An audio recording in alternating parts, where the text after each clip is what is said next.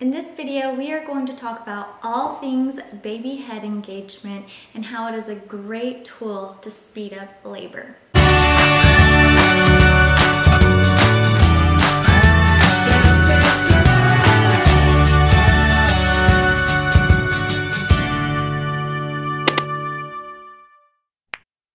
Hi, my name is Dancee Pinkston, also known as Fearless Mama, and I'm super excited to start this new series with you guys.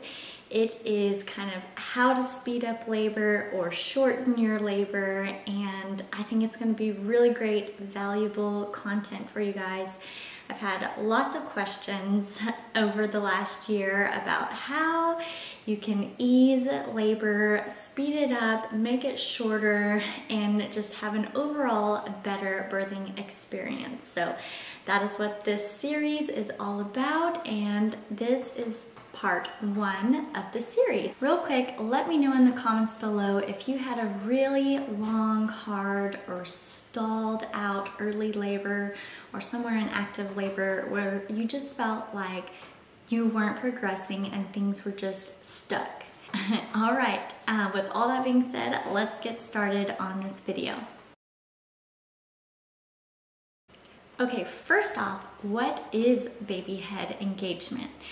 This is where the baby's head is stationed in the pelvic cavity of the mama. It starts off at -3 in like a floating, pretty high position, unengaged in the pelvis, and a 0 is considered engaged in the pelvis and halfway there, and the +3 mark is about to crown and ready for delivery. First thing you want to do is focus on promoting gravity and engagement. So what you do with those is make sure that you are providing movement within your labor and also in upright laboring positions. So let's talk about those. Movement, you're going to want to be up and moving in early active labor. So when you're in early labor, you want to conserve energy, and I talk about that in what you should do or expect to do in the stages of labor series. But this is an active labor. Sitting in a hospital bed, generally put your booty in a butt tucked position. Your pelvis is not in correct alignment, and it makes it much harder for your baby to descend down, making labor more rigid and longer than it should be. So some great options for you guys would be to do some figure 8s on an exercise ball while you're at the hospital, while you're at home or birthing center, wherever you're at. Grab that exercise ball, ask a nurse for one, and start doing circles and figure 8s to help baby lower and put pressure on your cervix, which would then help you dilate and shorten labor. But you don't want to be engaging a posterior baby or a breech baby just yet. You may want to look into the spinning babies exercises to try to flip or spin your baby even during labor is possible. So the next thing you could do is work on lunges. Go outside, take your partner out there and do some lunges. I have specific ways that I like to do them in my exercise videos. You could even be walking with free swinging thighs. Lots of mamas do the baby dance. They just dance their baby out, kind of wiggling, making sure their hips are loose and their ligaments are loosened up and not so tight. And then also working on hip opening stretches during labor is awesome, like doing a deep squat during labor to balance out those pelvic inner ligaments and to further help your baby ease down into the birthing canal. Okay, so the second thing I talked about when we want to work on promoting gravity and baby head engagement is to make sure you are in upright laboring positions. Especially in late active labor, you're going to want to start reserving your energy for what is to come, your transition phase, which is a lot more intense. So you tend to start looking for relaxing laboring positions. And I go over those in my Doula Daddy guide. Your husband would be a great guide helping you find these laboring positions. And you're not going to be wanting to do those squats or walking around, lunges anymore, because things are going to progress and get more intense. What I want to encourage you with as things progress is to be brave and keep moving. Keep moving positions, not necessarily running and jogging and doing exercises, but at least staying upright and staying working with gravity. So you're not going to want to just lay on your back or be sitting in your hospital bed. And you're not going to want to at this point. You're going to be, feeling all the feels. Having a great doula daddy is going to be very helpful at this point to encourage you and help you to speed up labor and not waste any of those precious contractions.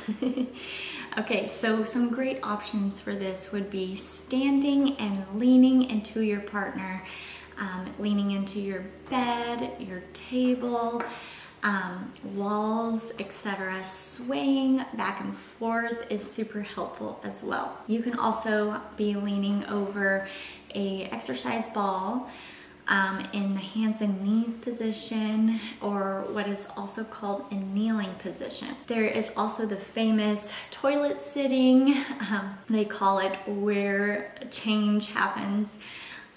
You can also ask for a squat chair. Lots of birthing centers provide these things, as well as hospitals. Another great thing is to move into, if you're doing a water birth, move into your warm tub and try squatting in the tub. The next thing that you want to be doing while you're laboring on your exercise ball, if you choose to do that, is to make sure that your knees are lower than your hips. So you can also, while you're sitting in a hospital bed, is sit on a pillow, but in proper body core alignment, making sure your ribs are over your hips and your knees are lower than your hips. Your hips are tipped a little bit forward like a bucket of water. So during my personal birth, with my first daughter, I was sitting in the hospital bed talking to this person who was asking me all these questions. But anyways, I had to, use my arms and tilt my body forward to relieve some pressure and to make sure my body was not wasting any of those contractions and actually going into the birth canal. And this is because your baby can actually, with poor pelvic posture, get stuck on your pelvic brim and stall labor and never be able to slip into the birthing canal. So if you're feeling like you must relax, make sure that you're staying in proper alignment. My good friend Olivia Cagle talks so much about that and she's so knowledgeable in that area. And as well as the Spinning Babies Daily Essentials video, which I have linked in the description box. All right, so the next thing you want to work on, especially if you are feeling like you are having stalled labor, is balance. Sometimes you're tucking that pelvis like we talked about. Even things like crossing your legs prior to labor can cause all sorts of pelvic issues and pains throughout your pregnancy by shortening and tightening those inner pelvic ligaments. And it's super common for them to become twisted and torqued or out of symmetrical balance, which may prevent your baby from engaging into the pelvis. So some great options for you would be to look into the spinning babies techniques exercises that I kind of do briefly, but their website is full of so much information. I highly recommend you go and study that. Using these techniques during your labor may be just what you need to loosen and balance the soft ligaments of the pelvis to move your baby down and get that baby head engagement that we're looking for. And if you are not seeing progress during your labor, I personally was in labor for early labor for about 3 to 5 days, I would say. I needed outside help. I was doing all the things. I was doing the spinning babies techniques, I was doing stretches and engagement, and I just wasn't seeing any progress. What ended up being the problem was my baby was crisscrossing her arms, and it just was not progressing because she was basically stuck. So I sought out outside help and contacted my prenatal chiropractor, Webster certified. And this is a great fast option for you. Make sure you have them handy. They can actually come out to you, to your house, to the birthing center. Not so sure about the hospital, but I ended up going myself to the chiropractor, and I kid you not, 4 hours later, I was in active labor, and I actually had her in within a little over an hour, I believe. So whatever that adjustment did, got things moving along and got her deeper into the pelvis by probably loosening and balancing those ligaments. But make sure your chiropractor is certified in this technique, and you can find them listed on the ICPA website, and I will link it in the description box below.